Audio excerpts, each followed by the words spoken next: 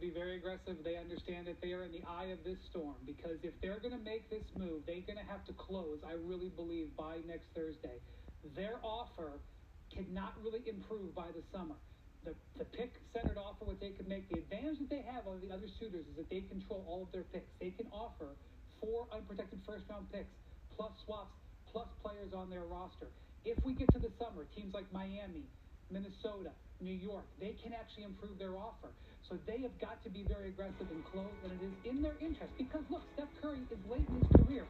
They don't want to set up for next year. Giannis is 31. They don't want to set up for next year. They want to include getting Giannis for this year's postseason. The other teams have a different set of circumstances. It's time for the Warriors, if they want to give Steph another star player, to do everything they can to try to get the Bucks to make a deal. I'll tell you what, they did it last year. They brought Jimmy Butler in. Huge impact. Changed their fortunes pretty quickly. I think Joe Lacob, Mike Dunleavy Jr., they have an obligation to do whatever it takes, Hannah, to surround Steph Curry with Giannis or whoever else to put him in a position to potentially win another championship. He's done enough for that franchise. He's done enough for that city. And I think they will. I think they can do everything they can to make this happen, and it'll be exciting to watch 2 of the best players this game has seen in the last 25 years. They better make it happen. Yeah. They better be ready to get their feet hot right now, because not only are we talking about a 37-year-old Steph Curry, but we're talking about a Steph Curry that's been loyal, and we're talking about a Steph Curry that is putting up numbers to show them that he is still ready to produce at a high level. 27 points, almost shooting, 46% from the field, 40 from the three, and 93% from the free throw line.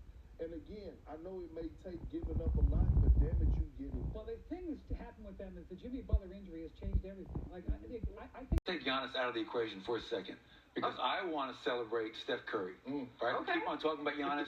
Steph Curry is the greatest shooter of all time. Greatest shooter of all time. Perk just touched on the numbers from this year.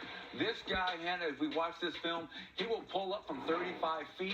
Lethal shooter, all-time NBA leader, made threes. Terrific catch-and-shoot player. Alexander Walker thinks he's playing good defense. Steph doesn't need any separation to knock down threes like this. And then he can get to the basket, one of the more underrated finishers in the NBA. And Wemby comes over to block this. I want you to notice how high he gets this shot off the glass, using the backboard as his friend. I coached Steph Curry for 2 years. I know his work ethic. I know his character. He is an outstanding player, and let's celebrate greatness, because I don't want anybody taking him for granted. You know who don't take him for granted? His peers. That's why he was able to win championships with Kevin Durant, because Kevin Durant wanted to play with Steph Curry. That's why we didn't heard LeBron on record, speak on how he would love to play with Steph Curry. He actually did that. But it might take Giannis to come out and say, I want to play too. That hasn't happened yet. If Giannis watches that tape, he's going to want to play with him. Also, Giannis would have to commit to the Warriors long term. That would be very important. There's a lot to unpack here. If you know me, I'm not a big fan of ESPN, Windhorst, Perkins. Everything these guys said was 100% factual. If you want to get onto Antetokounmpo, now is the time, because you have the best package draft pick-wise, right? And the 4 teams that are interested, Miami, New York, the Warriors, Portland, you can offer the most first-round draft picks along with first picks and combination of players. Where it gets tricky is if you go into the summer, because then the Knicks can get some of those assets that are required. You forget they gave up 5 for Mikal Bridges, right? 5 first-round picks. You look at the Bucks, right? They don't really have that many first-round picks. They gave up a lot for to get Damian Lillard. The longer you wait, the much harder it's going to be. If you're going to go all in, you need to go all in now. And you look at Mike Malone, he's absolutely right.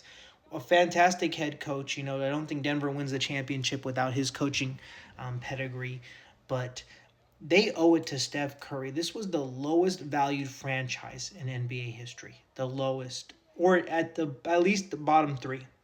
Steph Curry himself single-handedly has taken this franchise from the bottom. Started from the bottom, now we hear it all the way at the top. He has taken them past the Los Angeles Lakers, past the New York Knicks, past the Boston Celtics. And none of that credit should go to Joe Lacob. This is the same Joe Lacob who wanted to trade Steph Curry for Andrew Bogut, and it didn't happen for two reasons.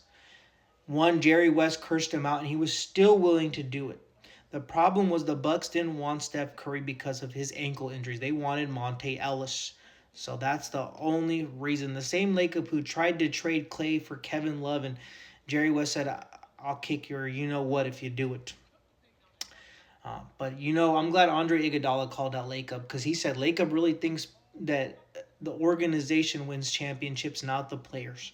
Where the hell is Steve Kerr? Steve Kerr, you saw the Chicago Bulls do this, and you didn't call out. You're seeing history repeat itself. Jerry Krause said organizations win championships, not the players. And they said, we're moving on from Jordan. We're moving on from Pippen. To be fair, they said, we'll keep Jordan, but they moved on from you, Steve Kerr, Pippen. They're moving on from Phil Jackson. They said, we're doing a full rebuild. Jordan is welcome back if he wants to. They basically pushed Jordan into retirement. And what has that franchise done since? 0 finals appearances. Every year, they're still rebuilding. And that's going to be Golden State's fate. This is a team that does not draft well. This is a Joe Lacob who thinks Pajemski is the future of this organization. Steve Kerr, why are you letting history repeat itself? And you look at what Kendrick Perkins said. Steph Curry is still Steph Curry. The chef is still in the kitchen cooking. And it's still a Michelin star restaurant. The only problem is the staff has turned to dog water. It's a G League level team around my GOAT. They got a Santos, a Pajemski, a Pat Spencer, a Quinnen Post, guys who would not be in the league if they were not employed by Golden State. I argue this team without Steph Curry, as constructed, would lose to the Shanghai Sharks of China. And Steph is still doing Steph things. He is as loyal as they come. The crazy part is #1 in jersey sales. Hasn't changed teams. Hasn't changed numbers. For the last 4 years, he's been #1. He's only been off for a month when Luka went to the Lakers and he's retaken his throne. And for all the people who say, well, what about the other GOATs? Those guys didn't consistently have the #1 selling jersey, and if they did, they changed numbers. And it wasn't consistent. You look at Jordan. I know 45 was short-lived, but 45 was still a number change. Wizards was still a jersey change, team change. You look at LeBron. LeBron's changed multiple teams. Changed numbers a few times, going back between 6 and 23. You look at Kobe Bryant, and I love Kobe. He changed numbers, did he not? He went from 8 to 24. Does that not help? It certainly does. They owe this man everything to go and get Antetokounmpo because they are waste. And if you have to go all in, go all in. What is the future of this franchise going to look after Steph Curry retires? Pajemski, #1 hoops, the man who went 1 for 8.